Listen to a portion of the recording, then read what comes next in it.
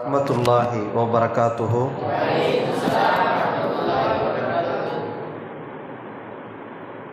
அல்ஹம்துலில்லாஹ். அல்லாஹ்வுடைய மகத்தான கிருபையால் இன்றைய தினம் நம்முடைய கல்லூரிக்கு தாவத்துடைய வேலையிலே ஒரு சிறப்பான முறையிலே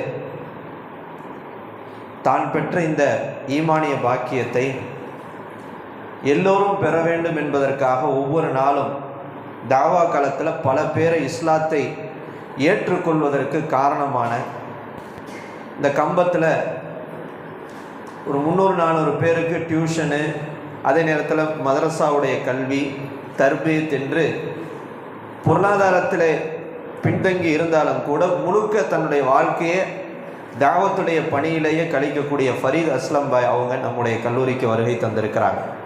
இவங்களும் இவங்களுடைய குடும்பத்தார்கள் எல்லாருமே புதுசாக இஸ்லாத்தை ஏற்றுக்கொண்டு அதற்கு பிறகு அந்த இஸ்லாத்தினுடைய சுவையை உணர்ந்து, நம்ம கிதாபுல் ஹதீஸில் கூட படிச்சிருப்போம், ஹலாவத்தல் ஈமான், ஒரு 3 விஷயம் ஒருத்தர்கிட்ட இருந்துச்சு அப்படின்னா அவர் ஈமானுடைய சுவையை சுவைத்து விட்டாருன்னு நம்ம படித்தோம். அந்த மாதிரி ஈமானுடைய சுவையை எல்லாருமே நம்ம பிறப்பிலேயே முஸ்லீமாக இருக்கிறதுனால நமக்கு அந்த பாக்கியம், அதனுடைய மகத்துவம் நமக்கு தெரியல. ஆனால் அல்லாஹு தஆலா ஒரு குறிப்பிட்ட காலம் வேறொரு இதில் இருந்து இஸ்லாமிய பாக்கியத்தை பெற்ற பிறகு அவங்களுடைய அந்த பணி இருக்குது, அல்லாஹ் அக்பர், ரொம்ப அளப்பரிய பணியை, சேவைகளை இந்த கம்பத்தில் சிறப்பாக செஞ்சுட்டு வர்றாங்க. அந்த அடிப்படையில் ரொம்ப நாளாக மனசில் ஒரு ஆசை, ஃபரீத் அஸ்லம் பாய் அவங்கள கூப்பிட்டு நம்ம மாணவர்கள்ட்ட ஒரு நசீஹத் செய்ய சொல்லணும். ஏன்னா தொடர்ந்து அந்த பணியிலே இருக்கிறாங்க, நிறைய மாணவர்களை பார்க்குறாங்க, நிறைய பேரை நல்வழிப்படுத்துகிறாங்க, குர்ஆன் ஓதி தர்றாங்க, அவங்கள தவறான பாதைக்கு போவதை விட்டு பாதுகாக்கிறாங்க. ஒரு நாள் நம்ம மாணவர்களுக்கு அழைச்சி ஒரு தர்பியாவுடைய பயான் நம்ம செய்ய வைக்கணுன்ற ஒரு ஆசை நம்ம மனசில் இருந்துச்சு. யதார்த்தமாக 2 நாளைக்கு முன்னாடி சந்திக்கக்கூடிய வாய்ப்பு கிடச்சி நம்ம அழைப்பு கொடுத்தோம். அவங்க சொன்ன நேரத்துக்கு அல்ஹம்துலில்லாஹ் வந்துட்டாங்க. இன்ஷா அல்லாஹ் தற்போது நம்மிடத்திலே மாணவர்களுக்கு இப்படி கொஞ்சம் அப்படி நெருங்கி வாங்க. ஒரு விளம்பரத்திற்கான பயானா இல்லை, அவங்க என்ன சொல்கிறாங்க. இந்நிகழ்வை அல் ஹாஃபில் முஹம்மது யூசுப் அத்தாய் அவர்கள் கிராத் ஓதி ஆரம்பிப்பார். ரஹ்மத்துல்லாஹி வ பரகாத்துஹு. அஊது பில்லாஹி மினஷ் ஷைத்தானிர் ரஜீம். பிஸ்மில்லாஹிர் ரஹ்மானிர் ரஹீம். ஃபலா صدق ولا صلى ولكن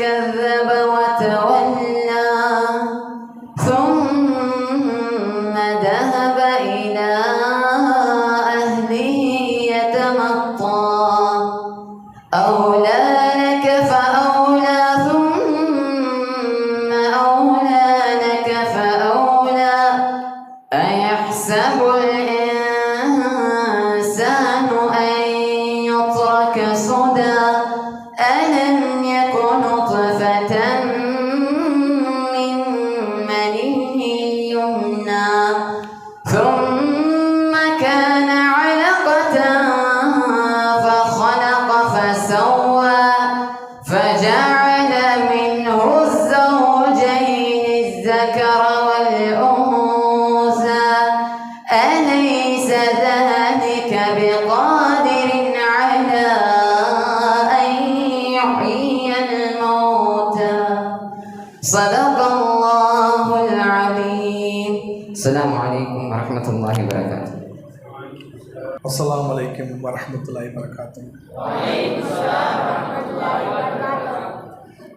கண்ணியமிக்க மார்க்க இல்மை கற்றுக்கொள்வதற்காக வேண்டி தன் குடும்பத்தை எல்லாம் விட்டு தியாகம் செய்து வந்திருக்கிற மாணவர்களே, நானும் மார்க்கத்தை படிக்கக்கூடிய மாணவன் தான். அதனால் உங்கள் அனைவரின் மீதும் மற்றும் ஆசிரியர் பெருந்தகைகள் மீதும் இறைவனின் சாந்தியும் சமாதானம் உண்டாகட்டுமாக என்று பிரார்த்தனை செய்தவனாக என்னுடைய உரையை ஆரம்பம் செய்கின்றேன். பொதுவாக மார்க்க கல்வியை கற்றுக்கொள்ளக்கூடிய மாணவர்கள்ட்ட நாம் வந்து ஒரு நசியத்தோ உபதேசம் இல்லை, ஒரு மார்க்கத்தை நம்ம ஒருத்தர் பரிமாறிக்கொள்வோம், ஒரு ஆர்வப்படுத்தக்கூடிய ஒரு விஷயம்தான். அதனால் அல்லாஹ் சுப்ஹானஹு வ தஆலா யாரை கொண்டு இந்த உலகத்தில் அவனுடைய தீனுடைய மார்க்க வேலைகளை அல்லாஹ் வாங்க நாடுகிறானோ அவர்களை கொண்டு நிச்சயமாக இந்த வேலையை அல்லாஹ் வாங்குவான். அல்லாஹ் அவங்களுக்கு பெரிய கிருபை செய்திருக்கிறான். அல்லாஹ்வுடைய இல்மை கற்றுக்கொள்றதுக்கான ஒரு தௌஃபீக் நமக்கெல்லாம் கிடைச்சிருக்கு. அல்லாஹ்வுக்கு அதிகமாக நன்றி செலுத்தும். உலகத்தில் யாரும் ஏதோ கல்விக்காண்டி தியாகம் செய்கிறாங்க. வாழ்நாளெல்லாம் தன்னை அர்ப்பணித்து இன்றைக்கி வெளிநாடுகளில் பார்க்குறோம், ஒன்றுக்கு மற்ற உலகத்துடைய கல்வியை கற்றுக்கொள்றதுக்காண்டி எவ்வளவோ தியாகம் பண்ணிக்கிட்டு இருக்காங்க. அல்லாஹ் தஆலா மனிதனுடைய பிரச்சனைக்கெல்லாம் தீர்வாக வைத்திருக்கிற மார்க்கத்தை படிக்கிறதுக்கு இன்றைக்கி மனிதனுக்கு என்னென்ன பிரச்சனை டோட்டல், அது அரசியலாக இருந்தாலும் சரி, குடும்ப பிரச்சனையிலேருந்து ஒரு பெரிய பிரச்சனை, அரசியல் பிரச்சனை, நாட்டு பிரச்சனை, அனைத்துக்கும் சொல்யூஷன் வந்து நமக்கு இந்த மார்க்கத்தில் எல்லாம் வச்சுக்கிறோம். அப்படிப்பட்ட மார்க்கத்தை படித்து தீர்வு சொல்லக்கூடிய ஒரு மிகப்பெரிய ஒரு பணியை நம்ம கையில் ஒப்படைச்சிருக்கிறோம். அதனால் அல்லாஹ்வுக்கு அதிகமாக நன்றி செலுத்தணும். இந்த மார்க்க கல்வியை கற்றுக்கொள்வதற்கு முன்னாடி நம்முடைய மக்சத், நம்முடைய நோக்கம் வந்து மறுமையாக ஆக்கிக்கொள்ளணும். மறுமையில் நான் வெற்றி பெற வேண்டும், மறுமையில் நான் அல்லாஹ்வுடைய பொருத்தத்தை அடைய வேண்டும் என்கக்கூடிய அந்த நோக்கம் இருக்குது. இடையில் வரக்கூடிய எல்லா விதமான சிரமங்களையும் தவிடுபடியாக்கி மார்க்க கல்வியை கற்றுக்கொள்ளும் போது வரக்கூடிய என்னென்ன சிரமங்கள், கஷ்டங்கள் நமக்கெல்லாம் நம்ம உடல் ரீதியாக, மனோ ரீதியாக என்னென்ன நமக்கு சைத்தானுடைய ஷர்றுகள் இருக்கும் அதெல்லாம் தவிடுபடியாக இருக்க ஒரே ஒரு விஷயம் என்னன்னு சொன்னால் மறுமையை நோக்கமாகும். மறுமையில் அல்லாஹ் என்னை பொருந்திக்கிறோம், மறுமையில் நான் வெற்றி பெறணுங்கிற அந்த மக்சத்தை நான் சரி செஞ்சுட்டேன்னு சொன்னால் நம்முடைய எந்த ஒரு மார்க்க கல்வியை கற்றுக்கொள்ளும் போது மிகப்பெரிய விசாலமான அறிவிஞானத்தை அல்லாஹ் கொடுப்பான். விசாலமான அறிவிஞானம். மார்க்க கல்வியை கற்றுக்கொள்ள போதுங்கிற மனநிலையே வராது. எவ்வளோ கற்றுக்கொண்டாலும் சரி, கற்றுக்கொண்டேங்கிற மனநிறைவே வராது. மறுமையை நோக்கமாக்கிட்டான். ஏன்னா அப்படிப்பட்ட ஒரு மிகப்பெரிய ஒரு ஆற்றல், ஒரு மிகப்பெரிய எனர்ஜி மறுமையை நோக்கமாக்கும் போது தான் கிடைக்கும்.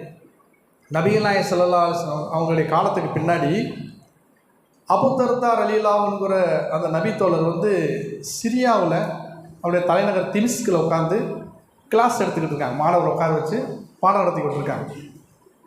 அப்போ பாடம் நடத்தி கொண்டிருக்கும் போது ரொம்ப தூரமாக பயணத்தில் ஒருத்தர் வந்தவர் பள்ளிக்கு வெளியில், திமிஸ்குடிய அந்த பள்ளிக்கு வெளியில் ஒட்டகத்தை கட்டி போட்டு தலைவரி மூலமாக பயங்கரமான பயணத்தில் ரொம்ப தூரமான பயணித்து வந்தது மாதிரி ஒரு பயணி வர்றார். வந்து என்ன செய்கிறாங்கன்னா அந்த சபையில் வந்து உட்காரார். அபூ தர்தா எல்லாம் பார்க்குறாங்க, தூரமான பயணத்துலேருந்து வந்திருக்கிறாரு அப்படின்னு சொல்லி உட்கார வச்சு கேட்குறாங்க, நீங்கள் என்ன விஷயமாக வந்தீங்க கேட்கும்போது, ஒரு ஹதீஸ் உங்களுக்கு தெரியும் கேள்விப்பட்டேன், அதை தெரிஞ்சு கொண்டிருக்காண்டி மதீனா முனவராவிலேருந்து திமிஸ்க்கு வந்திருக்கேங்கிறார். ஒரு தூக்கி வாரி போட்டுச்சு. ஏன்னா திமிஸ்க் எங்கே இருக்குது, மதீனா முனவரா அங்கே இருக்குது. நீங்கள் மேப்பில் கூகுளில் போட்டு பார்த்தீங்கன்னா 1600 கிலோமீட்டருக்கு, ரெண்டுக்கு இடையில டிஸ்டன்ஸ். இவ்வளோ தூரத்தை எந்த வாகன வசதியும் இல்லாத ஒரு காலம், 1600 கிலோமீட்டர் கடக்கிறதுக்கான எந்த விதமான ஒரு சௌரியம் இல்லாத காலத்தில் ஒட்டகத்தில் பயணம் செஞ்சுக்கிட்டு பாலைவனத்திலே பயணித்து ஒரு ஹதீஸை அபூ தர்தாட்ட தெரிஞ்சுக்கிறதுக்காண்டி அந்த தோழர் வந்திருக்காருன்னு சொன்னால் எவ்வளோ பெரிய ஒரு ஒரு அவருடைய மக்சத் என்ன, நான் அந்த ஹதீஸை தெரிந்து கொண்டு நான் அல்லாஹ்வுடைய அன்பை பெற வேண்டும், நான் மறுமையில் வெற்றி அடைய வேண்டும், என் வெற்றிக்கான ஒரு வழிகாட்டல் இந்த ஹதீஸில் இருக்குன்னு அப்படி தேடுறாரு, ஹதீஸை தேடுறாரு. அதனால் அந்த பயணங்கள் அவருக்கு லேசாகி, பயணத்துடைய சிரமங்கள் லேசாகி போச்சு. அப்போ அபூ தர்தா எல்லாத்துல அவங்க கூப்பிட்டு சொல்கிறாங்க, அவருக்கு சொல்கிறாங்க, பசாரத் சொல்கிறாங்க, அல்ஹம்துலில்லாஹ், யார் கல்விக்காண்டி பயணிக்கிறார்களோ அவருக்கு அல்லாஹ் சொர்க்கத்துடைய பதவி லேசாக்கி வைக்கிறான், சொர்க்கத்தை அடையிறதுக்கான பதவி லேசாக்குறான், மலக்குகள் கண்ணியப்படுத்துறதுக்காண்டி ரெக்கைகள் அப்படி விரிக்கிறாங்க அப்படிங்கிற ஹதீஸை அப்படி தொடர்ச்சியாக சொல்லிக்கிட்டே வர்றாங்க. சொல்லிவிட்டு வானத்தில் நட்சத்திரங்கள் இருக்கும்போது நிலவுக்கு எப்படி ஒரு மதிப்பு இருக்கிற மாதிரி சாமானிய மக்களுக்கு முன்னாடி ஒரு மார்க்கத்தை கற்றுக்கொண்டவருக்கு ஒரு சிறப்பு இருக்குதுன்னு சொல்கிறாங்க. இந்த நபிகள் நாயகம் ஸல்லல்லாஹு அலைஹி வஸல்லம் சொன்ன அந்த செய்தியை சொல்கிறாங்க. ஆலிம்கள் மார்க்க அறிவை பெற்றுக்கொண்டவர்கள் நபிமாருடைய வாரிசுகள். நபிமார்கள் இந்த உலகத்தில் வாரிசு சொத்தா தங்கத்தையோ வைரத்தையோ விட்டுட்டு போகல, கல்வியை தான் விட்டுட்டு போனாங்க, இல்மத்தான் விட்டுட்டு போனாங்க. அந்த இல்மை அடைந்து கொள்வர் நபியுடைய வாரிசுகள் தான் அடைந்து கொள்வார்கள் சொல்கிறாங்க. இப்போ நபிமாவுடைய வாரிசு கொடுனா கல்வி தான். இந்த கல்வியை அடைஞ்சு கொள்றதுக்காண்டி யார் அந்த தியாகம் செய்து இவ்வளவு சிரமங்களை அவங்க சகிப்பார்களோ அவர்கள் நபிமாவுடைய வாரிசுகள் சொல்கிறாங்க. கொஞ்சம் யோசிச்சு பார்க்கணும், எவ்வளவு சிரமத்தை சகித்து அந்த காலத்தில் ஒவ்வொரு இல்மை தேடுறதுக்காண்டி ஒரு இல்மை கற்றுக்கொள்றதுக்காண்டி எவ்வளோ பயணங்கள், எவ்வளோ சிரமங்கள். இன்றைக்கி நமக்கு அல்லாஹ் தஆலா ரொம்ப லேசான முறையில் மார்க்க கல்வியை கற்றுக்கொள்றதுக்கான வழியை லேசாக்கி இருக்கிறான். ஒரு எவ்வளோ இந்த மதசாகத்தில் எவ்வளோ சௌரியமான இடத்துல எவ்வளோ பெரிய சௌரியங்களோட அந்த மார்க்க கல்வியை கற்றுக்கொள்கிற தௌஃபீக் செஞ்சுருக்கிறான். எவ்வளவு சௌரியங்கள் நமக்கு இருக்குது. இந்த மாதிரி சௌரியங்கள் சஹாபாக்கள் காலத்தில், தாபியின் காலத்தில், தபோ தாபியின் காலத்தில் இந்த சௌரியங்களே கிடையாது. மிகப்பெரிய சிரமத்தை அவங்க எடுத்துருக்கிறாங்க. இந்த காரண சிரமங்களை படிக்கும்போது நமக்கு ஆச்சரியமாக இருக்குது. ஒரு மனிதர் இத்தனை கிலோமீட்டரு ஒரு ஒட்டகத்தில் பயணித்து மார்க்க கல்விக்காண்டி எப்படி பயணிக்க முடியும்? துனியா கிடைக்கிறதுக்காண்டி போவாங்க, வியாபாரம் செய்கிறக்காண்டி போவாங்க, உலகத்தில் லாபம் கிடைக்கிறதுக்காண்டி போவாங்க, சிரமத்தை சகிக்க மாட்டாங்க. குடும்பத்தோடு கூட 20 வருஷம் கூட பிரிஞ்சு சவுதியில் இருப்பார், அமெரிக்காவில் லண்டனில் இருப்பார். ஏன்? பணம் சம்பாரித்து நான் வீட்டில் மனைவி மக்களுக்கெல்லாம் பெரிய வீடு கட்டலாம், பங்களா கட்டலாம், நிறைய நகை நட்டு வாங்கி போடலாங்கிற ஆசையில் வெளிநாட்டில் போய் இருப்பார். மார்க்கத்தை படித்து மார்க்க அறிவை தேடுறதுக்காண்டி இத்தனை கிலோமீட்டர் பயணிக்கிறான்னா அவருடைய நோக்கம் என்ன அப்படின்னு சொன்னால் அவர் மறுமையை நோக்கமாக்குறாரு. அதனால தான் அந்த பயணங்கள்லாம் பாருங்கள். அந்த பயணத்தில் எத்தனை சிரமங்கள் தன்னந்தனியாக ஒத்தைக்கு வர்றார். 1600 கிலோமீட்டர் பாலைவன வெளியில் சமோலி பிரதேசத்தில் பயணம் செய்யும்போது எத்தனை சிரமங்களை சகித்திருப்பார், எத்தனை புயலை சந்திச்சிருப்பார், எத்தனை வனவிலங்குகள், எத்தனை இரவு பகலை கடந்து வந்திருப்பார், எத்தனை இரவுல தன்னந்தனியாக பாலைவனத்தில் தங்கியிருப்பார். ஒரு பயணம் லேசாக முடிச்சுட்டு கடந்து போயிடுறோம். அவரோட பயணத்தில் எவ்வளோ சிரமம் இருந்திருக்கு. எத்தனை ஒத்தைக்கு ஒரு மரத்தில் இரவெல்லாம் ஒரு பாலைவனத்தில் படுத்து தூங்கியிருப்பார். எத்தனை பனியில், எத்தனை குளிரில், எத்தனை வெயிலில், எத்தனை தாகத்தில், எத்தனை பசியில் அவர் கடந்து பயணிச்சிருப்பார். ஸோ யோசிச்சு பார்க்கணும். அப்போ மறுமையை அவர் நோக்கமாக்குறதுனால இந்த உலக சிரமங்கள்லாம் டோட்டல் அவர் கண்ணு முன்னாடி சுக்குநூறாக உடைச்சு போகும், எதுவுமே தெரிய மாட்டேங்குது. அப்போ சஹாபாக்கள் நபித்தோருடைய வரலாறு எடுத்து பார்த்தோம்னா அந்த மார்க்க அறிவை கற்றுக்கொள்றதுக்காண்டி பெரிய அவங்க ஒரு முஸ்லீம் எடுத்துருக்கிறாங்க. வரலாறு புரட்டி பார்த்தோம்னு சொன்னால் நம்ம இன்னைக்கு கற்றுக்கொள்றதுக்கு இறைவன் கொடுத்த சௌரியங்கள் இருக்கும்போது எவ்வளவு இறைவனுக்கு சுக்குர் செய்யணும், எவ்வளவு கல்வியை நம்ம அடைஞ்சு கொள்ளணும், எவ்வளவு பணிகள் நம்ம பாக்கி இருக்குது. உலகத்தில் நம்ம செய்ய வேண்டிய வேலைகள், மக்களுக்கு கொண்டு சனங்களுக்கு இஸ்லாத்தை கொண்டு சேர்க்க வேண்டிய பொறுப்புகள் எவ்வளவு இருக்குது. அயன சகோதரர்களே, அயன என்னன்னு கேட்டிங்கன்னா, அதாவது வரலாற்றை படிக்கும்போது இப்னு அப்பாஸ் ரலியல்லாஹுடைய வரலாறு படிச்சிருப்பீங்க. அப்துல்லா இப்னு அப்பாஸ் ரலியல்லாஹு நபிசுல்லாசம் காலத்துக்கு பின்னாடி சின்ன வயசு நம்ம பார்க்குறாங்க. நபிசுல்லாசம் மௌத்தாயிட்டாங்க. ஆனால் சஹாபாக்கள் பெரும்பெரும் சஹாபாக்கெல்லாம் ஹயாத்தாக இருக்கிறாங்க. ஒரு அன்சாரித்தோட கூப்பிட்றாரு, பாப்பா நீங்கள் நானும் போய் சஹாபாக்கள் இருக்கக்கூடிய மார்க்க சட்டங்களை கேட்டு தெரிஞ்சுக்கிடுவோம், நம்ம கல்வி அறிவை வளர்த்துக்கிடுவோம்னு சொல்லி கூப்பிட்றாரு அன்சாரி தோழரை. அவர் சொல்கிறாரு, போப்பா நீயும், நம்மளே சின்ன பசங்க, பெரும்பெரும் சஹாபாக்கள் இருக்கும்போது ஓட்டத்தை ஒரு மார்க்க அறிவு கேட்க போகிறாரா அப்படின்னு சொல்லி அவர் தவிர்த்துட்டு போயிட்டார். அன்சாரி தோழர் கூட வர தவிர்த்துட்டு போயிட்டு இவர் ஒத்தைக்கு அப்துல்லா இப்னு அப்பாஸ் ரலியல்லாஹு என்ன செய்கிறான்னு சொன்னால், ஒத்தைக்கு அவராக போயினா சஹாபாக்களுடைய வீடுகளுக்கு தேடி தேடி தேடி போய் மார்க்க சட்டங்களை கேட்குறார். ஆர்வத்தோட ஹதீஸ்களை கேட்குறார். அப்படி கேட்கக்கூடிய அந்த விஷயத்தில் வரலாற்றில் வருது, ஒரு சஹாபி வீட்டுக்கு போவார். தூரமான இடத்துல சஹாபி வீட்டுக்கு அங்கே போவார். ஒரு மார்க்க அறிவை கேட்குறக்காண்டி போவார். போய் என்ன செய்யணும், அவர் படுத்து தூங்கிட்டு இருப்பார். இப்போ என்ன செய்வார் தெரியுங்களா, அந்த வீட்டு வாசப்படும்னா ஒரு விரிப்பு விரித்து உட்காந்துருவார். அவர் எந்திரிச்சு தூக்கத்திலிருந்து எழுந்திருத்த பின்னாடி மார்க்க அந்த விஷயத்தை கலிசை கேட்டுக்கலாம்னு சொல்லி விரித்து உட்காந்துருவார். அவர் எத்தனை நேரம் தூங்கினாலும் சரி அத்தனை நேரம் வாசல்லே உட்காந்துருப்பார். காற்றடிச்சு மேலே தூசி போடும், வெயிலில் உட்காந்துருப்பார் அவர். ஆனால் அந்த காலத்தில் பெரிய வசதி வாய்ப்பான பில்டிங்கெல்லாம் கிடையாது. ஒரு குடிசை வீட்டில் சகாபி இருப்பார். அதுக்கு முன்னாடி வாசப்படி, முன்னாடி வெளியில் தான் உட்காரணும், கட்டாந்தர வெயில், அதில் உட்காந்துருவார். அவர் எப்போ தூக்கத்துலேருந்து வெளியில் வந்து பார்க்குறாரோ இப்போ அப்பாஸ் உட்காந்துருப்பார். இவருக்கு ஆச்சரியம், என்னங்க இங்கே உட்காந்துருக்கீங்க, நீ நபிசுல்லாஹு சிறிய தந்தையாவுடைய மகன் இல்லையா, என்ன இங்கே உட்காந்துருக்கீங்க, உங்கள்கிட்ட ஒரு ஹதீஸ் இருக்குன்னு தெரிஞ்சுக்கிறக்காண்டி வந்தேன். சுபஹானல்லாஹ், இதுக்கு வந்தீங்களா, முன்னாடி உசுப்பிருக்கக்கூடாதா? இல்லை, நான் கல்வி கேட்க வந்தவன், நான் கற்றுக்கொள்ள வந்தவன், நீங்கள் கற்றுக் கொடுப்பவர், நான் இப்படி உட்காந்து கற்றுக்கொள்ளதான் முறைன்னு சொல்லி அந்த ஒரு ஹதீஸை தெரிஞ்சுக்கிறதுக்காண்டி பல மணி நேரம் வாசப்படியில் அப்படியே தவமாக உட்காந்துருப்பார். மேலே தூசி விழுந்தும், வெயில் அடிக்கும், வேர்வை சிந்தும், எவ்வளோ சிரமங்கள், தலையெல்லாம் பரட்டே ஆயிடும். அவ்வளோ நேரம் காத்திருப்பார். சில சஹாபாக்கள் வீட்டு வேலையாக வீட்டுக்குள்ளேயே இருப்பாங்க, வெளியிலே வர மாட்டாங்க, அது வரைக்கும் வெளியிலே காத்திருப்பார். இப்படி கல்வியை கற்றுக்கொண்டு எந்த அளவுக்கு ஆகிட்டா சொன்னால், பின்னாடி ஒரு காலத்தில் அந்த மதீனா முனவராவில் இந்த அப்துல்லா இப்னு அப்பாஸ் ரலியல்லாஹு அவங்களை தேடி மார்க்க கல்வியை கற்றுக்கொள்ளக்கூடிய மாணவர்களுடைய கூட்டம் கூடிருச்சு. அவ்வளோ மார்க்க மேதை ஆகிட்டார். எந்த அளவுக்குன்னா, முன்னாடி ஒரு அன்சாரி சிறுவரை கூப்பிட்டார் இல்லையா, அவர் பார்த்து பொறாமப்படுறாடா, இந்த சின்ன பையனா இவ்வளவு மார்க் அறிகிறாயிட்டார், என்னையும் கூப்பிட்டார் அல்லவா, தோழமைக்கு என்னையும் கூப்பிட்டார், வா மார்க்க கல்வியை கற்றுக்கொள்ளலான்னு சொல்லி நான் தவிர்த்து விட்டேன்.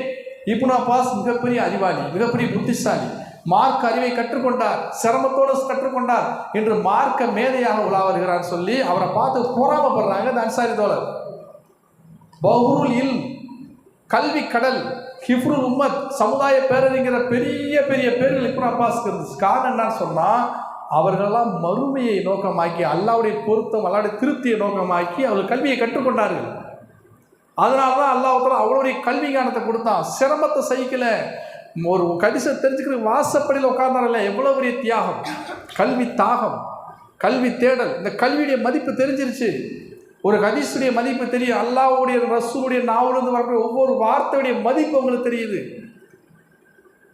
பொதுவாக வைரத்தின் மதிப்பு யாருக்கு தெரியும்? வைர வியாபாரிகள் தெரியும். பொதுவாக வைரத்தை எடுத்தாச்சுன்னு சொன்னால், அந்த சின்ன வைரமாக இருந்தாலும் நமக்கு சின்ன கோழி குண்டு மாதிரி தெரியும், நமக்கு வைரத்தின் மதிப்பு தெரியாதவங்க. ஒருத்தர் என்ன சார், ஒரு துவைக்கக்கூடிய வண்ணான் ஆற்றுல துவைக்கும் போது ஒரு சின்ன வைரம் கிடச்சிருக்கு தண்ணிக்குள்ளே, அதை எடுத்து பார்க்குற அழகாக இருந்திருக்கு. எனக்கு கழுத்தில் கட்டுறதுக்கு ரொம்ப நாளாக ஒரு அழகு சாதனை பொருளை எனக்கு கிடைக்கல, இது நல்லா இருக்குன்னு சொல்லி துணியை கிழித்து அந்த வைரத்தை கட்டி கழுத்தில் கட்டி விட்டார். அப்போ ஒரு பஜார் வழி போகும்போது வைரக்கடை பஜார், அதில் கழுதியை கொண்டு போகும்போது அந்த வைரக்கடைக்குள்ளே ஜுலிக்குது வைரம். அந்த வைர வியாபாரி பார்க்குற வேகமாக என்னடா இவன் வண்ணா கழுத்தில் வைரத்தை கட்டிட்டு போகிறான். வேகமாக என்னப்பா இது என்னன்னு கேட்குறாங்க. போங்க, நீங்கள் உங்களை ரொம்ப காலமாக கழுதையுடைய கழுத்துக்கு அழகு சாதன பொருளே கிடைக்கல, நான் ஆற்றுல துவைக்கும் போது சின்ன கல் வந்துச்சு, ரொம்ப ஜொலிச்சிச்சு, என்னுடைய கழுதையுடைய கழுத்தில் கட்டியிருக்கேன்னு சொல்லி அவர் சொல்கிறார். அப்போ அவருக்கு அதனுடைய மதிப்பு அவ்வளோதான். அந்த வைர வியாபாரிக்கு தெரியுது, இது 2 கோடி ரூபா 3 கோடி ரூபா மதிப்புள்ள வைரம் யாருக்கு தெரியும்னா, அந்த வைர வியாபாரிக்கு தெரியும். அது மதிப்பு தெரிஞ்சவங்க என்ன செய்கிறாங்க, இதோடைய மதிப்பு தெரியுமாப்பா, இந்த இந்த வைரத்தை வாங்குறதுக்கு என்கிட்ட கூட பணம் கிடையாது, அந்த அரசாங்க தான் பணம் இருக்குது. அந்த அளவுக்கு ஒரு மதிப்புமிக்க வைரங்கள், ஹதீஸ்களும் குர்ஆனும் அல்லாஹ்வுடைய ரசூலுடைய வார்த்தையுடைய மதிப்புகள் ஒவ்வொன்றும் வைரத்தோட விலை மதிக்க முடியாது. சஹாபாக்கள், நபித்தோழர்கள், பின்னாடி வந்த முன்னோர்கள்லாம் மதிப்பை தெரிஞ்சதுனால ஒவ்வொருத்தர் வாழ்நாள் முழுக்க அந்த இல்முக்காவுடையே தன்னை அர்ப்பணிச்சிருக்கிறாங்க. ஒவ்வொரு இமாம், ஒவ்வொருத்தருடைய வரலாறு எடுத்து பார்த்தீங்கன்னா, இப்படியெல்லாம் ஒரு தன் வாழ்நாளில் இவ்வளோ கித்தாப்புகள் எழுத முடியுமா, இவ்வளோ இல்மை சேகரிக்க முடியுமா, இவ்வளோ ஹதீஸில் தொகுக்க முடியுமா, இவ்வளவு வறுமையில் வாடிக்கிட்டு இருக்கும்போது இப்படியெல்லாம் இல்மை தேடி பயணிக்க முடியுமா, நமக்கு ஆச்சரியமாக இருக்கு. புகாரி ரஹ்மத்துல்லாஹி வரலாறுலாம் படிச்சிருப்பீங்க, எத்தனை நாடுகளுக்கு பயணம் செஞ்சுருக்காங்க ஹதீஸ், அவங்களுடைய இந்த ஹதீஸுகளை தேடி எத்தனை நாடுகளுக்கு, தன் தாயாரை கூட்டிக்கிட்டு, தகப்பன் இருந்த காலத்தில் எவ்வளவு தியாகங்கள் யோசிச்சு பாருங்க. என்ன காரணம் தெரியுங்களா, அது ஊரா அவங்க அல்லாஹ்வுடைய பொருத்தத்தை முன் வச்சுட்டாங்க. அல்லாஹ் அந்த உலகத்துடைய வாசலை இலசாக்கி விட்டான், இந்த உலகத்துடைய இன்புடைய வாசலை திறந்து விட்டுட்டான், உடல் ஆரோக்கியத்தை ஆஃபியத்தை அல்லாஹ் கொடுத்தான், சிரமங்கள் எல்லாம் என்ன அல்லாஹ் இலசாக்கி கொடுத்தான். அதனால சோதரில் நம்ம கல்வி கற்றுக்கொள்ளுடைய முழு நியத்தை மறுமையை நோக்கமாகிட்டோம், அல்லாஹ்வுடைய பொருத்தம் அடையணுங்கிற அந்த விஷயத்தை நோக்கமாகிட்டோம்னு சொன்னால், அவர் கல்வியுடைய அந்த ஞானத்துடைய வாசலை திறந்து விட்டுருவான். அவருக்கு கல்வி கிடைச்சி கொண்டே இருக்கும். ஏன்னா இது சாதாரண மனப்பாடம் பண்ணக்கூடிய கல்வி இல்லை, இது ஹிதாயத்துடைய கல்வி, நேர்வழியுடைய கல்வி, அல்லாஹ் பார்த்து கொடுக்கக்கூடிய ஒரு கல்வி ஞானம். இந்த கல்வி ஞானம் கிடைக்கும்னு சொன்னா அவன் மறுமையும் அல்லாஹ்வுடைய பொருத்தத்தை நோக்கமாக்க வேண்டும். அடுத்து வரலாற்றை எடுத்து பார்க்குறோம். இப்னு மஸ்ஊத், அப்துல்லா இப்னு மஸ்ஊத் ரலியல்லாஹு அன்ஹு எப்படிப்பட்ட ஒரு சஹாபி, நபி ஸல்லல்லாஹு அலைஹி வஸல்லம் அந்தரங்க பணியாளர். ரசூலுல்லாஹி ஸல்லல்லாஹு அலைஹி வஸல்லம் எப்பையெல்லாம் ஒதுச்சியருக்கு தண்ணி தேவைப்படுதோ குறிப்பால் அறிந்து தண்ணி எடுத்து வச்சுருவாங்க. நபி ஸல்லல்லாஹு அலைஹி வஸல்லம் தண்ணி தேவைப்படுது, நபி ஸல்லல்லாஹு அலைஹி வஸல்லம் பீஸா போகிறாங்க, அப்போ இவங்களுக்கு இந்த பொருள் தேவைப்படும். நபி ஸல்லல்லாஹு அலைஹி வஸல்லம் அங்கே அசைவை வைத்து பணிவிடை செய்யக்கூடிய ஒரு மிகப்பெரிய தோழர் தான் இப்னு மஸ்ஊத் ரலியல்லாஹு அன்ஹு. அவருக்கு ரொம்ப நபி ஸல்லல்லாஹு அலைஹி வஸல்லம் நெருங்கிய ஒரு தோழர். எந்த அளவுக்குன்னா அஹ்லுல் பைத்தா இருப்பாங்களோ இப்னு மஸ்ஊத்னு சஹாபாக்கள் நினைக்கிற அளவுக்கு அந்த அளவுக்கு குடும்பத்தோட ஒன்றி இருந்தாங்க. இப்னு மஸ்ஊத் ரலியல்லாஹு அன்ஹு நபி ஸல்லல்லாஹு அலைஹி வஸல்லம் பணிவிடை செய்து செய்து செய்து நபியுடைய பேரன்பை பெற்றவர்கள். அதோட அப்துல்லா மஸ்ஊத் எப்படிப்பட்ட கல்வியை பெற்றுக்கொண்டார், நபி ஸல்லல்லாஹு அலைஹி வஸல்லம் குர்ஆனுக்கு எவ்வளவு விளக்கத்தை பெற்றார்கள். நபியுடைய ஹிதுமத்தில், நபியுடைய பணிவிடையில் கிடைச்ச ஒரு ஞானம், அறிவு அவர்களுக்கு. அப்படிப்பட்ட சஹாபாக்களை வரலாறு எடுத்து பார்க்கும்போது இந்த கல்வி எப்படி அடைஞ்சிருக்காங்கன்னு சொன்னால், நபிசுல்லாசவுடைய ஹிதுமத் மூலமாக மறுமையை நோக்கமாக்கி அல்லாவுடைய பொருத்தத்தை நோக்கமாக்கி இதைத்தான் அவன் மூலப்பொருளாக ஆக்கியிருக்காங்க. இதில் தான் கல்வி, எனக்கு பெரிய அறிவாளி, நான் புத்திசாலி, மனப்பாடம் பண்ணுற சக்தி நிறையா இருக்குது, இதை கொண்டெல்லாம் இந்த இல்மு அடைய முடியாது. மனப்பாடம் பண்ணி நம்ம அந்த பரீட்சையில் எக்ஸாம்லாம் மார்க் எடுத்துடலாம், வாழ்வியலாக வராது, ப்ராக்டிக்கலாக வராது. எத்தனையோ மதரசாக்களை முதல் மதிப்பெண் பெற்ற எத்தனையோ மாணவர்கள் வெளி உலக வாழ்க்கையில் போய் மார்க்கத்துக்கு அவங்க சம்மந்தம் இல்லாமல் இருக்காங்க. சமீபத்தில் ஒரு பெரிய மார்க் அறிஞர், அவர் அதாவது நம்ம லண்டன் இங்கிலாந்தில் இருக்கக்கூடிய ஒரு நபர், அவர் ரமலானை பற்றி பெரிய ரிசர்ச் பண்ணியிருக்கார்.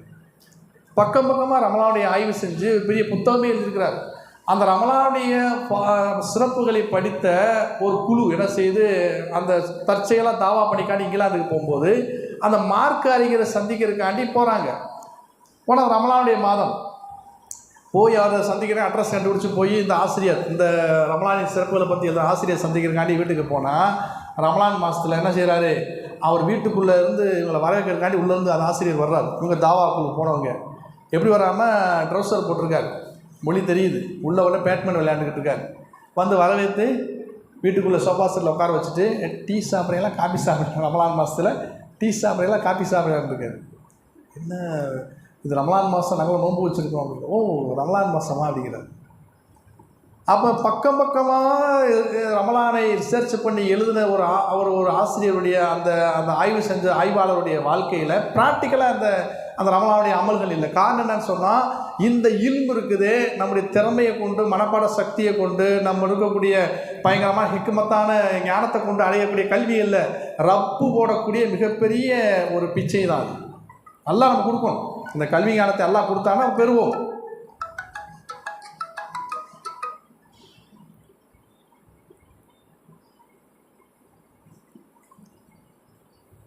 இல்லைன்னு சொன்னால் நம்ம படிப்போம், வாழ்க்கையில் ப்ராக்டிக்கல் இருக்காது. சஹாபாக்களுடைய வாழ்க்கை எடுத்து பார்த்தீங்கன்னு சொன்னால் குர்ஆன் வசனத்தை படிப்பாங்க, குர்ஆன் வசனத்தை ஒரு 10 வசனத்தை மனப்பாடம் பண்ணி அதை அப்படியே அமலுக்கு கொண்டு வந்துடுவாங்க. இப்படித்தான் ப்ராக்டிக்கலாக குர்ஆனை படித்து சஹாபாக்கள் கல்வியை கற்றுருக்குறாங்க. அதனால் சகோதரர்களே, நம்ம இந்த மாதிரி கல்வி படிக்கக்கூடிய இந்த நிலையை எடுத்து பார்த்தோம்னு சொன்னால், சஹாபாக்கள் எப்படி கல்வி கற்றுக்கொண்டாங்க, ஏன் அவ்வளவு தியாகம் செஞ்சு முழு மனித சமுதாயத்துக்கு அவ்வளோமா இஸ்லாம் போய் சேர்ந்துக்குன்னு சொன்னால், நம்மளை மாதிரி மனிதர்கள் தான் அவங்க வச்சுருக்க நீயத்து இருக்குது பாருங்க, ஸ்ட்ராங்கான நீயத்து. மறுமையை நோக்கமாக்கி அல்லாஹ்வுடைய பொருத்தத்தை அவங்க நோக்கமாக்கி கல்வி கற்றுக்கொண்டதுனால அவர்களை கொண்டு பெரும்பெரும் வேலையை அல்லாஹ் வாங்கணும்.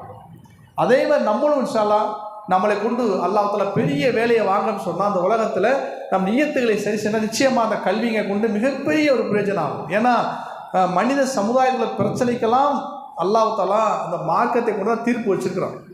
நம் மூலமாக உங்கள் மூலியமாக தான் தீர்ப்பு இந்த உலகத்துக்கு கிடைக்க போகுது. அப்படிப்பட்ட ஒரு உயர்ந்த ஒரு பாக்கியமான ஒரு கல்வி கற்றுக்கொள்ளக்கூடிய ஒரு நிலையில் நம்ம இருக்கிறோம்.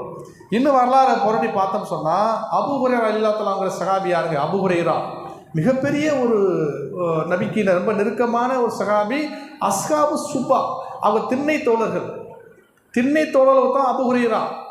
வாழ்நாள் முழுக்க வீடு வாசலே இல்லாமல், சொந்த பந்தமே இல்லாமல், குடும்பமே இல்லாமல், சாப்பாட்டுக்கு எந்த ஏற்பாடும் இல்லாமல், அல்லாஹ்வுடைய தூதருடைய பள்ளிவாசலில் திண்ணையிலே உட்கார்ந்து என்ன செஞ்சாங்க?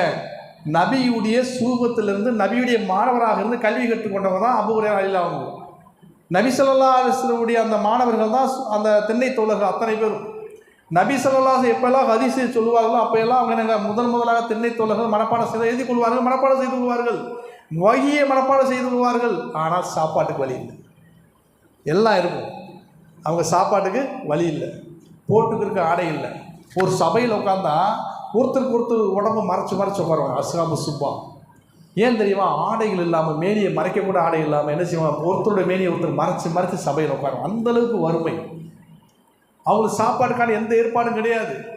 நபி ஸல்லல்லாஹு அலைஹி வஸல்லம் யாராவது ஹதியா கொடுத்து விட்டா, யாராவது சதக்காவுடைய பொருள் வந்தால் அதை சாப்பிட்டு கொள்வாங்க. வேறு எந்த விதமான சாப்பாட்டுக்குள்ள ஏற்பாடு கிடையாது. 3 நேரம் சாப்பாடு கிடையாது நபியுடைய மாணவர்களுக்கு, திண்ணை தோழர்களுக்கு. அதிலிருந்து வந்ததான் அபூ ஹுரைரா ரலியல்லாஹு சஹாபி சொல்கிறாங்க, நான் பல நாட்கள் பட்டினியினால் மெஹராபுக்கு மிம்பருக்கடியில் நான் மயங்கி விழுந்து விடுவேன். என்னை பைத்தியக்காரன் சொல்லி மக்கள்லாம் என் கழுத்தில் மிதித்து செல்வார்கள். அந்த அளவுக்கு பசி கொடுமையில் நான் வாடி இருக்கிறேங்கிறாங்க. 5374 ஹதீஸ் அறிவித்த அபூ ஹுரைரா ரலியல்லாஹு வாழ்க்கை வரலாறு. அவங்க வாழ்நாள் முழுக்க பசிகளையும் பட்டினிகளையும் வாழ்க்கையை கழித்திருக்கிறாங்க. இவ்வளோ பெரிய பசிப்பான். ஒரு தடவை பசிச்சு போய் ரொம்ப மயங்கிட்டாங்க. நிற்க அவங்களுக்கு தெம்பு இல்லை. யாராவது சாப்பிட கூட போக மாட்டாங்களான்னு சாப்பாட்டுக்கு ஏங்கி சகாபாக்கள் போகக்கூடிய பெரும்பெரும் சகாபாக்கள் போகக்கூடிய பாதையில் நின்றுக்கிட்டாங்க.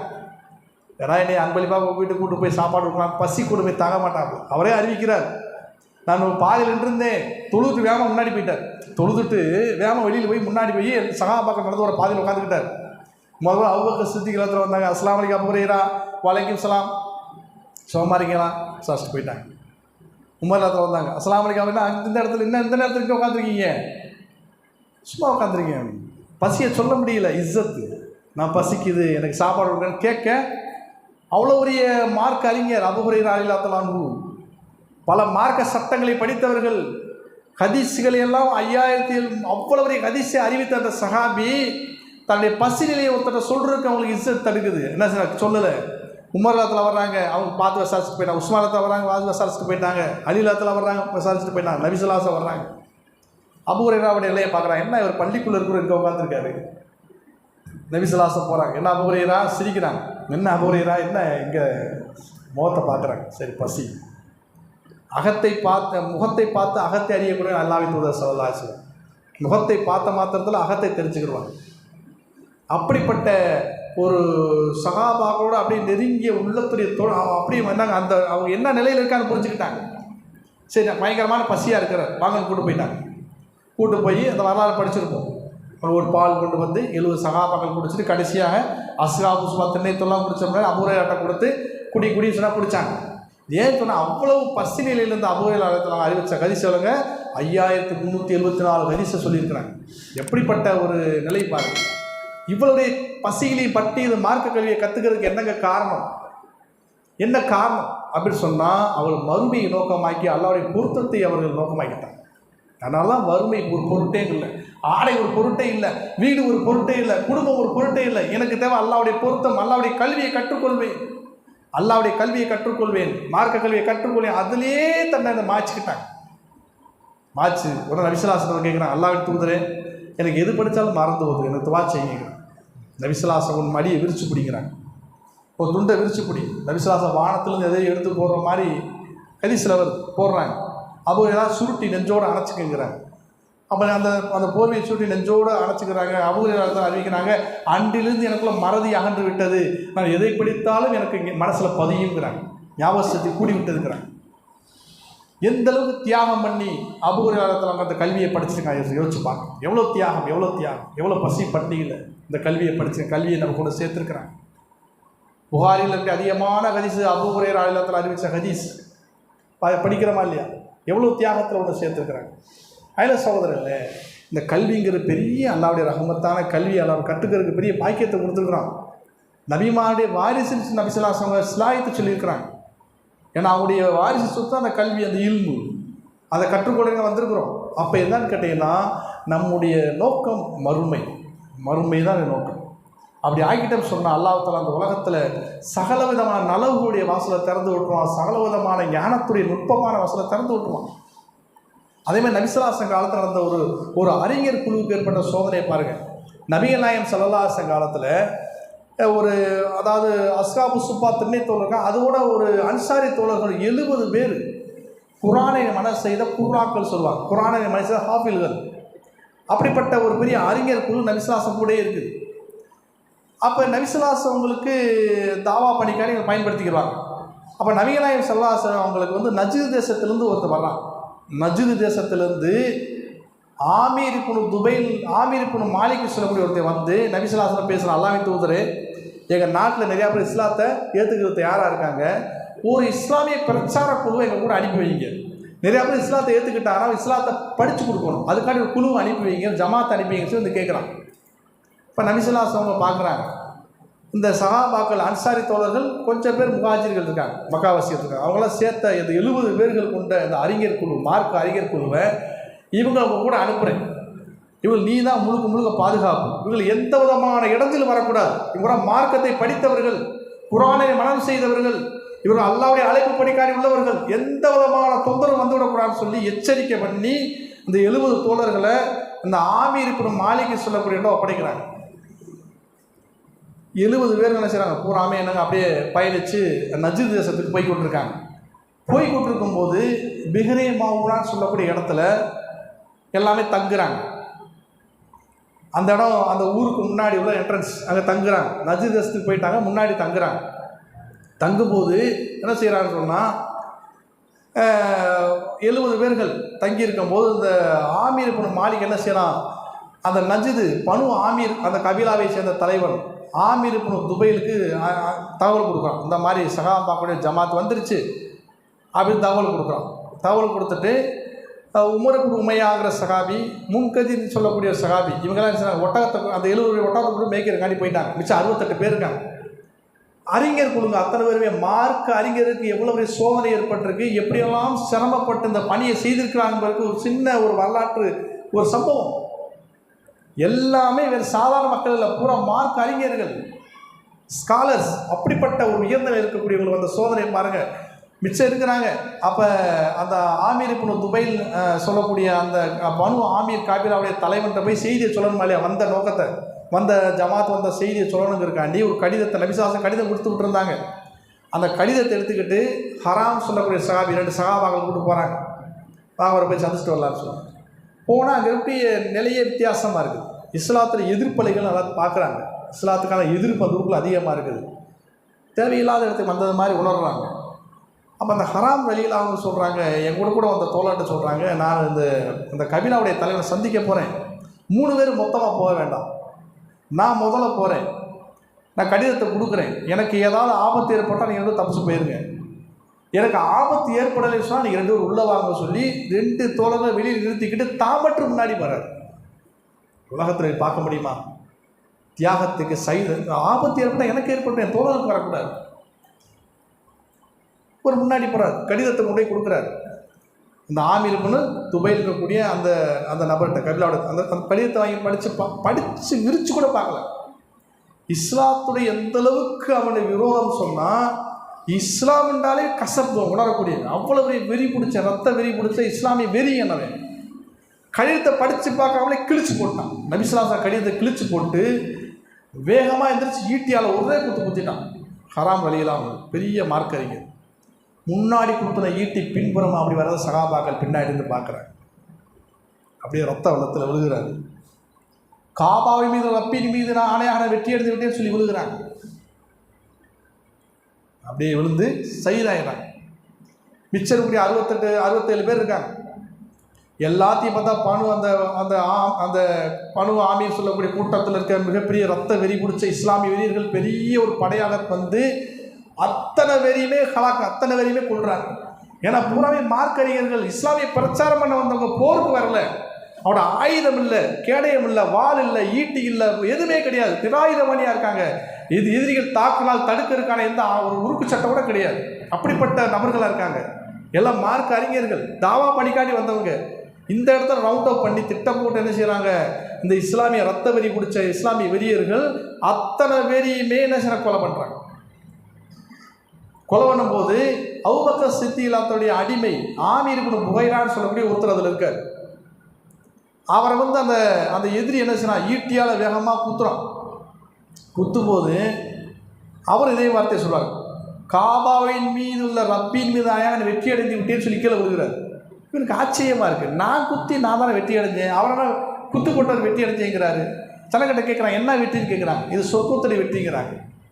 அதை கேட்ட மாத்திரத்தை அவன் இஸ்லாத்துக்கு வந்துட்டான். ஒரு நபித்தோழர் தன்னுடைய உயிரை மாய்த்து கொண்டு ஒருத்தரை ஹிதாயத்துக்கு காரணமாக இருக்கிறான். அவனே கலிமா சொல்லி முஸ்லீம் ஆயிட்டாங்க. அந்த சகாபாக்கள் ஒட்டமைக்க போனவங்க பார்க்குறாங்க, அத்தனை எல்லா சகாபாக்களும் கொல்லப்பட்டுட்டாங்க. தூரம் ஒட்டகம் வச்சுட்டு அங்கேருந்து உமர் இப்னு உமையா முன்கதிர் அலியெல்லாம் 2 பேருமே இந்த மலை உச்சியிலேருந்து பார்க்குறாங்க.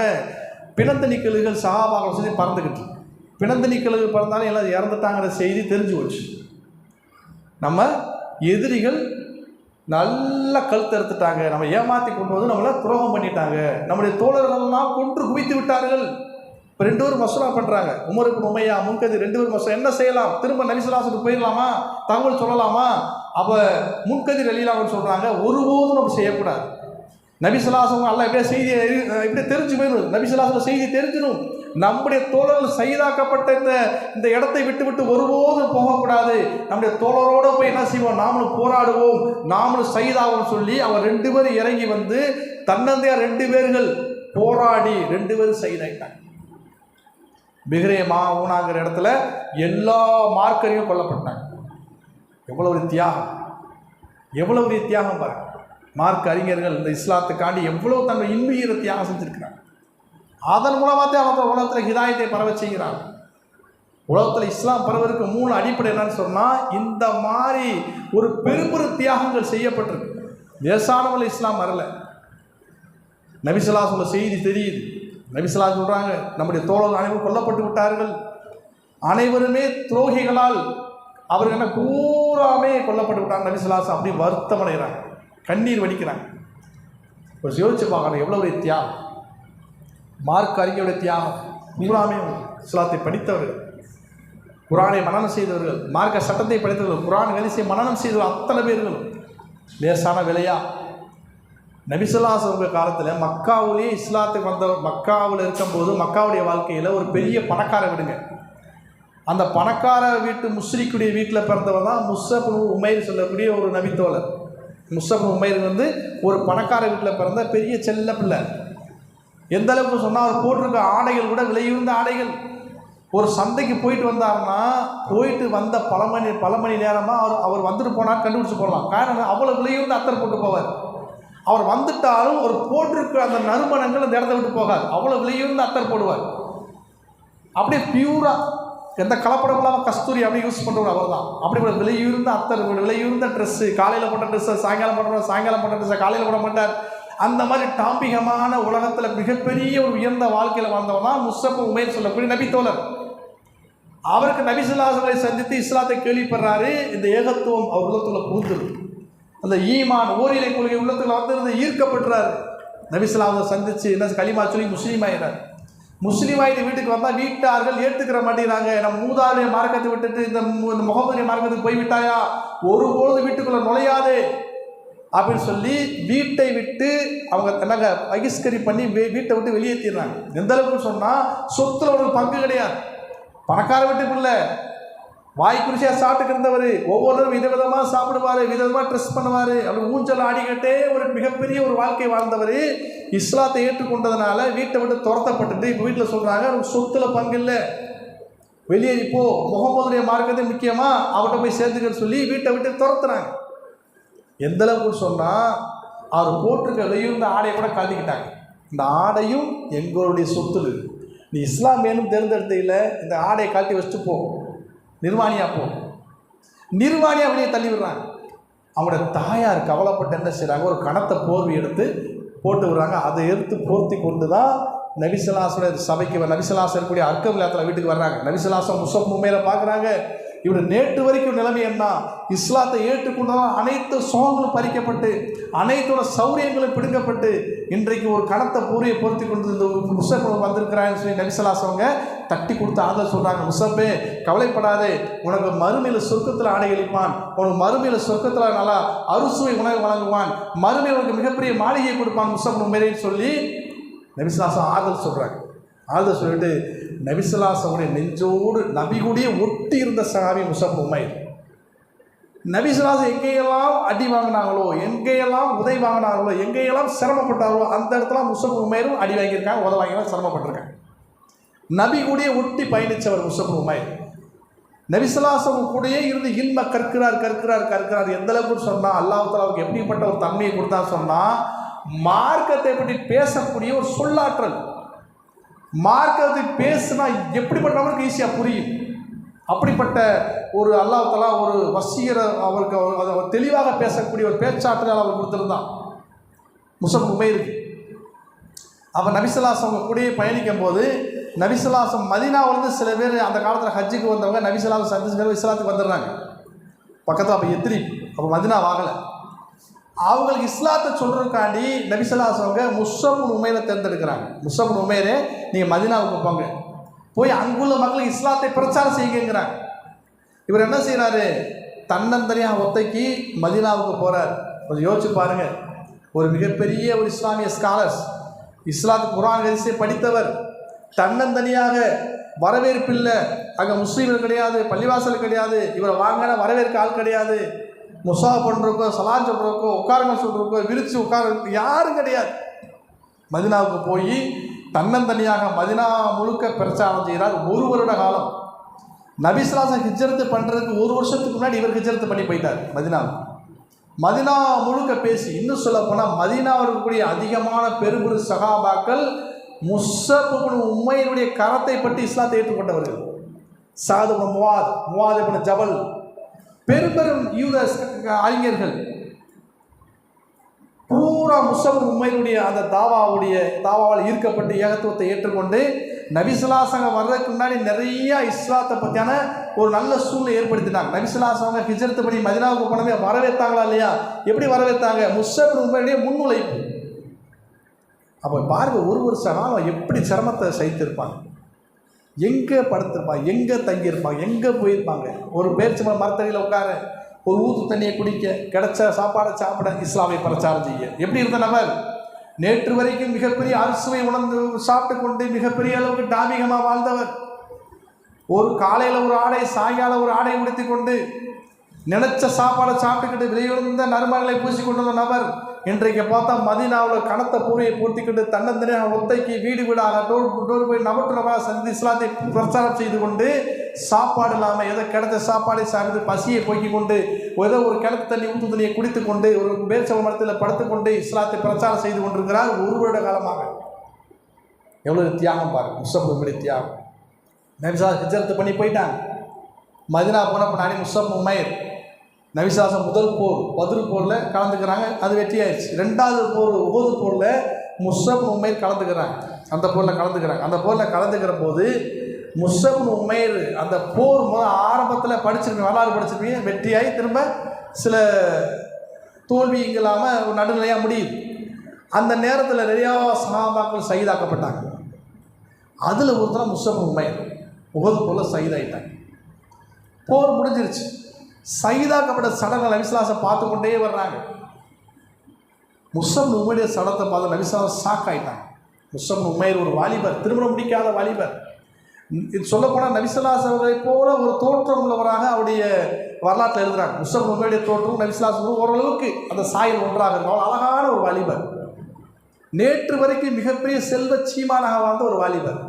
இஸ்லாத்தை ஏற்றுக்கொண்ட நாளிலிருந்து ஒரு கம்பி போர்வையே தன் நாடையாக போர்த்தி கொண்டு கடைசியில் போரில் கலந்து ஷஹீதாகும் போதும் அந்த கம்பளி போர்வையாலேயே அந்த போர்த்திலையிலே ஷஹீதாகி கிடக்கிறார். நபி ஸல்லல்லாஹு அலைஹி வஸல்லம் பார்த்துட்டு கண்ணீர் வடிக்கிறாங்க. கண்ணீர் வடிச்சுட்டு சொல்கிறாங்க, இந்த தோழரை கொண்டு வாருங்கள் சொல்லி எல்லாருக்கும் ஒரு சொந்த பந்தங்கள் கபல் துணி கொண்டு வந்திருக்காங்க. முஸ்அப்க்கு யாரும் கபல் துணி கூட கொண்டு வர சொந்த பந்தம் கிடையாது. ஒரு கபல் துணி இருக்குது. கடைசியில் எல்லாத்துக்கும் போர்த்திட்டு முஸ்அப் உமைருக்கு அந்த கபல் துணியை போர்த்துனா காலை போர்த்துட்டா தலை திறந்துக்கிறது, தலையை இழுத்து போர்த்துனா கால் திறந்துக்கிறது. அந்தளவுக்கு பத்தாத கபல் துணி. யார் அவர்? எப்படிப்பட்ட உயர்ந்த செல்வ சீமானாக வாழ்ந்தவர். நீ இஸ்லாத்தை ஏற்றுக்கொண்டு ஏகத்துவ பணியில் இந்த மாதிரி இந்த தாவா பண்ணி தன்னை இனத்தை பின்னாடி எவ்வளோ சுகத்தை இழந்தாருன்னு சொன்னால் அவருக்கு போர்த்திக்கிறக்கூடிய கபல் துணி கூட கிடையாது. நபி ஸல்லல்லாஹு அலைஹி வஸல்லம் போர்த்தி பார்த்தாங்க. சொன்னாங்க, என் தலையை கபல் வச்சு மூடிட்டு கால்களுக்கு இளதலை வச்சு மூடிடுங்கன்னு சொல்லி நபி ஸல்லல்லாஹு அலைஹி வஸல்லம் என்ன செஞ்சாங்க? யா அல்லாஹ், இந்த சாவியை நான் பொருந்தி கொண்டேன், நீயும் பொருந்தி கொள்வாய் என்று நபி ஸல்லல்லாஹு அலைஹி வஸல்லம் பிரார்த்தனை செய்கிறாங்க. இதை பார்த்துட்டு அப்துர்ரஹ்மான் இப்னு அவுஃப் போன்ற பெரும்பெரும் சஹாபாக்கள், அல்லாஹ்வே, இந்த ஜனாசா என்னுடையதாக இருக்கக்கூடாதா? நான் இந்த இடத்துல ஷஹீதாக இருக்கக்கூடாதா? எப்படிப்பட்ட பிரார்த்தனை, எப்படிப்பட்ட விஷயத்தை அல்லாஹ் செஞ்சுட்டாங்கன்னு சொல்லி பொறாமைப்படுகிற அளவுக்கு முஸ்அப் உமைருடைய மறுமையின் தரஜா உயர்ந்துருச்சு. யோசிச்சு பாருங்க, ஒரு வாலிபருக்கு என்னென்ன கற்பனை, திருமணம் முடிக்கணும், வீடு வாங்கணும், கார் வாங்கணும், பைக்கு வாங்கணும், ஒரு மனைவி உட்கார வச்சு ஹானிமூன் போகணும், அங்கே போகணும், இங்கே போகணும், சுத்தணும், இப்படியெல்லாம் கற்பனை செய்யக்கூடிய வயசு தான் அந்த வாலிப வயசு. அந்த வாலிபத்தில் திருமணமே முடிக்காமல் தன் சுகத்தை எல்லாம் இழந்து தன் இன்பத்தை எல்லாம் துறந்து தியாகம் செய்து இஸ்லாத்துக்காக வேண்டிய அத்தனையுமே அர்ப்பணித்து கடைசியில் அதே நிலையிலே தன்னை இஸ்லாத்துக்காண்டி ஷஹீதாகிட்டாங்க சொன்னால் எப்படிப்பட்ட ஒரு தியாகம்! அப்படி ஒரு தியாகம் பண்ணி அல்லாஹ் தஆலா இஸ்லாத்தை கொண்டு வந்து இன்றைக்கி நமக்கு சேர்த்துருக்கிறான். இன்றைக்கி நம்மகிட்ட என்ன எதிர்பார்க்கணும்? அப்படிப்பட்ட அர்ப்பணிப்பு, அப்படிப்பட்ட தியாகத்தோடு நம்ம இந்த வேலை இந்த மாதிரி பணியை செய்ய ஆரம்பிச்சா நிச்சயமாக நம்மளை கொண்டு இஸ்லாம் அல்லாஹ் முழு உலகத்திலே பரவல்களை தௌஃபீக் செய்வான். அல்லாஹ் என்ன இன்றைக்கி எதிர்பார்க்குறான்னு சொன்னால், முழு உலகத்துலேயுமே இஸ்லாம் இன்றைக்கி தேவையாக இருக்குது. இஸ்லாத்தை இன்றைக்கி மக்கள் விரும்புகிறாங்க. நீங்கள் நம்ம போய் இஸ்லாத்தை கொண்டு குரான் கொடுக்கணும், இப்படி ஹதீஸ் நல்லா எல்லாமே நெட்டில் குரானை பார்க்குறாங்க. ஒரு மாற்று மத சகோதரர் குரான் படிக்கிறதுனா ஒரு அப்ளிகேஷனாக டவுன்லோட் பண்ணிக்கிறார், புகாரியை டவுன்லோட் பண்ணி வச்சுக்கிறார், எல்லாமே கையில் போயிடுது. நம்ம போய் இன்றைக்கி விதையை மட்டும் போடுறதே இங்கே வேலை. எல்லா விதமான ஒரு நிலம் பதப்படுத்தப்பட்ட நிலம் சரியாக இருக்குது. போய் விதையை போட்டால் டக்குன்னு அங்கங்கே இஸ்லாமிய விருட்சங்கள் வளர ஆரம்பிச்சிடும். நம்ம சீவனையை விதை போடுறது தான் வேலை. அப்படிப்பட்ட காலத்தில் வச்சுருக்கிறான். அயல சகோதரர்களே, அல்லாஹ்வுடைய கிருபையினால் இந்த மார்க்க அறிவைப்படுத்த அறிஞர்களாக மார்க்கத்தை படித்த ஒரு பெரிய ஒரு அல்லாஹ்வுல ஆலிமாக அல்லாஹ் ஆக்கியிருக்கிறான். லேசான ஒரு பதவி இல்லை. நீங்கள் ஒவ்வொருத்தரும் சமுதாயத்திலே தலைவராக ஆகி சமுதாயத்தை வழிநடத்தக்கூடிய ஒரு உயர்ந்த ஒரு வழிகாட்டியாக கலங்கரை விளக்கமாக அவங்களை ஆக்கியிருக்காங்க. லேசான ஒரு விஷயம் இல்லை. ஒரு ஆலிம்ங்கிறது லேசான காரியம் இல்லை. அபூதர்தா சொன்னது மாதிரி விண்மீன்களுக்கு இடையிலே நிலவுக்கு இருக்கிற மதிப்பு மாதிரி சாமானிய மக்களுக்கு இடையிலே மார்க்க அறிவைப்படுத்தக்கூடிய அந்தஸ்து நிலவு போன்ற அந்தஸ்துங்கிறாங்க. சரி, லேசான அது கிடையாது. அதனால் ஒரு மார்க்க அறிவில்லாத ஒரு ஆபிதுடைய ஒரு வணக்கத்தை விட மார்க்க அறிவு படித்த ஒரு ஆலிமின் தூக்கம் சிறந்திருக்கிறார். காரணம்னா அவருக்கு எப்படி தூங்கணும்னு கற்றுக்கொண்டு தூங்குவார். மார்க் அறிவில்லாமல் ஆபி தொழுகிறார், எப்படி தொழுன்னு தெரியாமல் தொழுதுகிட்டு இருக்கார். அதை விட மார்க் அறிவு படித்த அவர் ஆலிமின் தூக்கம் சிறந்திருக்கிறாங்க.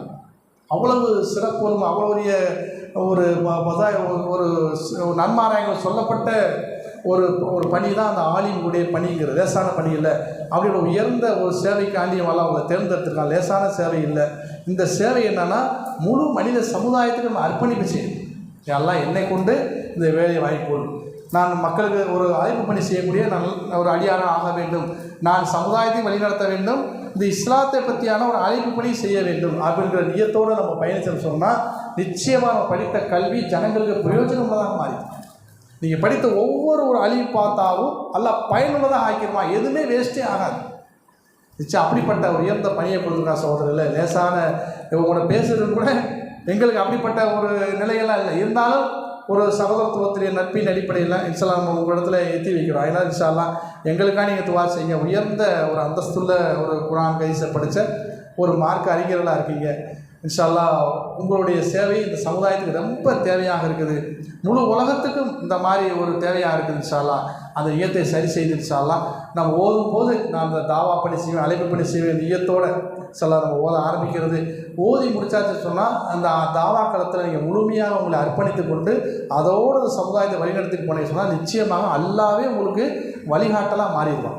நபி ஸல்லல்லாஹு அலைஹி வஸல்லம் அதான் சொன்னான், நபியை இறங்கி போங்கண்டா ஏன் ஐயுகல் முஸம்மில் குமில இல்லா கலீலா சொன்னாங்க இல்லையா? அதே மாதிரி ஐயுகல் முத்தசிர் முஃபாசிர் ரப்பக மகப்பீர், நபியை இறங்கி போங்க.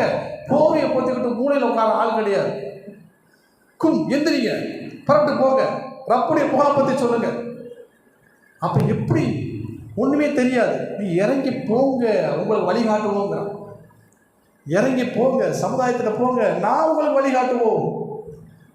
அதே மாதிரி ஒரு பணியை அல்லாஹ் தஆலா கொடுத்துருக்காங்க. அந்த பணியை செய்யக்கூடிய நன்மக்களாக நம்மளால் ஆகிவிட வேண்டும் என்று கூறி இந்த அழகான வாய்ப்பை கொடுத்த இன்ஷா ஆசிரியர் பெருந்தை அவர்களுக்கும் உங்களுக்கு சில வளர அமைதியாக உட்கார்ந்து இந்த பேச்சை செவிப்படுத்தி கேட்ட உங்களுக்கும் அல்லாஹ் தஆலா கிருபை செய்யணும், எனக்கு கிருபை செய்யணும். எதை பேசுகிறோமோ கேட்டோமோ விளங்கிய வாழ்க்கையில் நானும் சில நீங்களும் முழு உலகத்தில் உம்மத்தும் அமல் செய்யக்கூடிய நன்மக்களாக மாறிவிடும் என்று கூறி எனது உரையை நிறைவு செய்கிறேன். வாஹிர் தஅவானா அல்ஹம்துலில்லாஹி ரப்பில் ஆலமீன். அஸ்ஸலாமு அலைக்கும் வரஹ்மத்துல்லாஹி வபரகாத்துஹு. அல்ஹம்துலில்லாஹ். நல்லபடியாக நமக்கு இல்முடைய மார்க்க அறிவை பற்றி நமக்கு நல்லா சொன்னாங்க. எந்த அளவுக்குன்னா ஆலிம் ஓதக்கூடிய நமக்கு கூட இந்த மாதிரி விஷயங்கள் தெரியுமா, இந்த வரலாறுகள்லாம் தெரியுமா அப்படின்னு நாம் யோசிக்கிற அளவுக்கு நம்மளோட இந்த மார்க்க கல்வியினுடைய விஷயத்தை பற்றியும் இந்த மார்க்க கல்வி விஷயத்தை பற்றியும் இந்த மார்க்கத்தினுடைய விஷயம் பற்றியும் நல்லா அறிஞ்சு வச்சு நமக்கு பிரயோஜனம் உள்ளமா நம்முடைய உள்ளங்கள்லாம் நம்ம இறுகி போயிருக்கலாம். ஆனால் இந்த மார்க்க கல்வியின் மூலியமாக என்னென்ன பிரயோஜனம், ஆனால் இந்த மார்க்க கல்வி படிக்கிறதுனால நமக்கு என்னென்ன கஷ்டங்கள்லாம் வரும், அந்த கஷ்டங்கள் எல்லாம் நம்ம பொறுத்துக்கிட்டோம்னா பிற்காலத்தில் இந்த உலகத்தில் இல்லைனாலும் நாளைக்கு மறுமையில் ஒரு நல்ல நிலைமை நமக்கு கிடைக்கும். உதாரணத்துக்கு நிறைய பேர் சொன்னாங்க.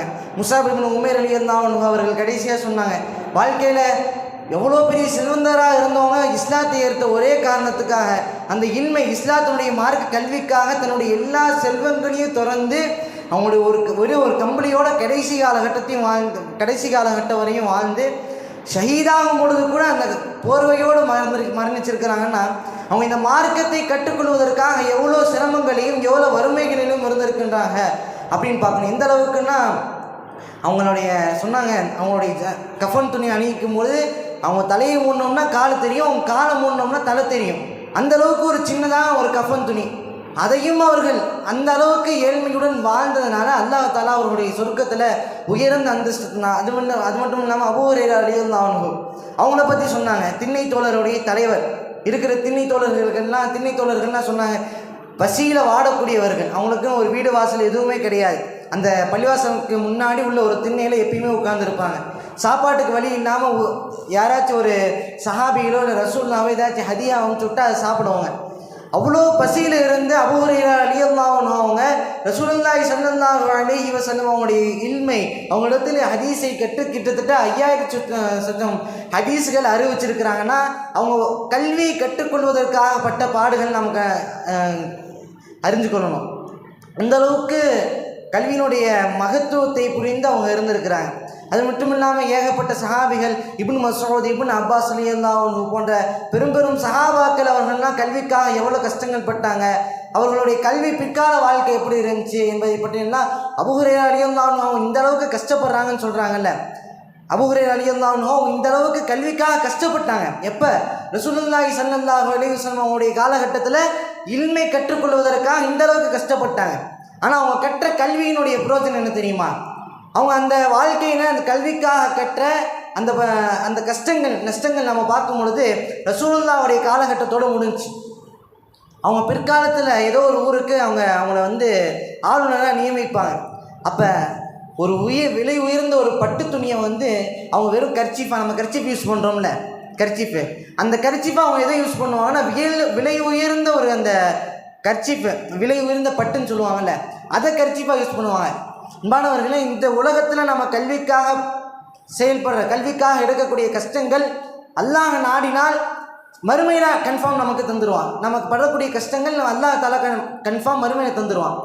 அதுவே அல்லாஹ் நாடினான்னா நம்ம கற்ற கல்விக்காக பிறரிடத்தில் இந்த உலகத்திலேயே நமக்கு உயர்ந்த அந்தஸ்து தருவான். இன்றைக்கி நம்ம பெரிய பெரிய ஆட்கள்லாம் பார்க்குறோம், பெரிய ஃபேன் பேஸ் நிறைய பேர் வச்சுருக்கிறாங்க. ஆனால் அவனை கூப்பிடும்போது எப்படி கூப்பிடுவாங்க? இவன் தான் கூப்பிடுவாங்க. ஆனால் ஒரு சின்ன ஒரு பள்ளி இமாம்களாக இருக்கட்டும், ஒரு மக்தப் ஆசிரியராக இருக்கட்டும், கூப்பிடுவோம் ஒரு அசத்து ஒரு சின்ன அந்தஸ்தில் இருந்தாலும் அவர்கள் மார்க்க கல்வியை கற்றதின் காரணமாக அவர்களுக்கு ஒரு அல்லாஹ் தஆலா பெரிய அந்தஸ்தை கொடுத்துருக்கான், நல்ல மரியாதை தந்திருக்கான். ஆனால் எவ்வளோ பெரிய ஆளாக இருக்கட்டும், உலகத்தில் தமிழ்நாட்டில் உலகம் அறிந்த நபர்களாக இருந்தாலும் அல்லாஹ் தஆலா அவர்களுக்கு கொடுத்த மரியாதை என்ன? சொல்கிறவங்களாம் அமையவன் தான் சொல்லுவான். அன்பானவர்களே, இந்த மகத்துவத்தை, கல்வியினுடைய மகத்துவத்தை நல்ல ஆணித்தரமாக நமக்கு சொன்னாங்க. அல்ஹம்துலில்லாஹ், அவங்க சொன்னதை நம்ம நல்லபடியாக புரிந்து அதன்படி அமல் செஞ்சு இந்த கல்வியை அதிகமாக கற்பதிலே நல்ல ஆர்வத்தையும் முயற்சியும் எடுக்கக்கூடிய வாக்கியத்தை வல்ல ரஹ்மான் தந்தருள் புரிவானாக. அது மட்டும் இல்லாமல் நம்முடைய அழைப்பை ஏற்று இவ்வளோ நேரம் அவங்களுடைய டைமை ஒதுக்கி தந்த அவர்களுக்கு கூட ஆஃபீத்துடன் கூடிய நீண்ட ஆயுளை தந்தருள் புரிவானாக. அவருடைய மார்க்கப்படியிலே இன்னும் மேலுமான வளர்ச்சிகளை அல்லாஹ் தஆலா தந்தருள் புரிவானாக. அவருடைய குடும்பத்தாரின் பொருளாதாரத்திலும் அல்லாஹ் தஆலா பரக்கத் செய்தருள் புரிவானாக. சுப்ஹானல்லாஹி வ பிஹம்திஹி அஷ்ஹது அல்லா இலாஹ இல்லா அன்த அஸ்தக்ஃபிருக வ அத்தூபு இலைக். சுப்ஹான ரப்பிக ரப்பில் இஸ்ஸத்தி அம்மா யசிஃபூன் வ ஸலாமுன் அலல் முர்ஸலீன் வல்ஹம்துலில்லாஹி ரப்பில் ஆலமீன்.